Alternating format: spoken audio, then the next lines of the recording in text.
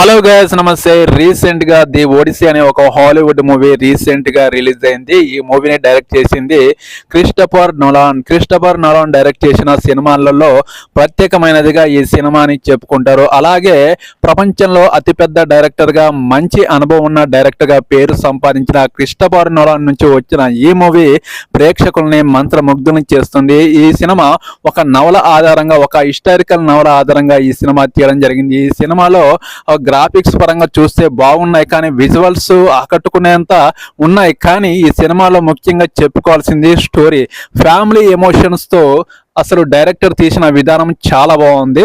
ఆ family emotion మాత్రం ఆకట్టుకుంటాయి. ఈ సినిమాలో గ్రాఫిక్స్, అలాగే యాక్షన్ సీన్స్, అలాగే యుద్ధ సన్నివేశాలలో హీరో చేసే యాక్షన్స్, అలాగే ఫ్యామిలీ ఎమోషన్స్ తో ప్రేక్షకుల్ని కట్టిపడేస్తుంది. ఈ సినిమా క్రిస్టోఫర్ నోలాన్ డైరెక్షన్ లో వచ్చిన సినిమాలలో ఈ సినిమా ప్రత్యేకమైనదిగా చెప్పుకుంటారు. నాకైతే ఈ సినిమా చాలా బాగుంది. రీసెంట్ గా రిలీజ్ అయింది, మీరు కూడా చూడండి, మీకు కూడా ఈ సినిమా చాలా బాగా నచ్చుతుంది.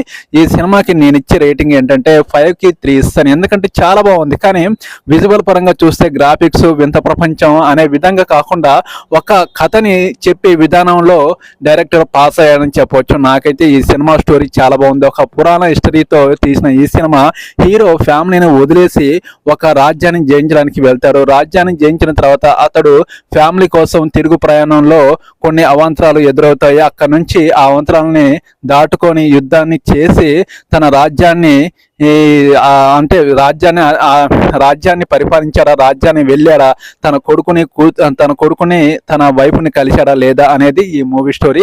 నాకైతే చాలా బాగా నచ్చింది. మీకు కూడా నచ్చుతుందని నేను అనుకుంటున్నాను. ఈ వీడియో మీద కామెంట్ సెక్షన్లో తప్పకుండా కామెంట్ చేయండి. వెళ్ళే ముందు నా ఛానల్ని ఒక్కరైనా సపోర్ట్ చేయండి.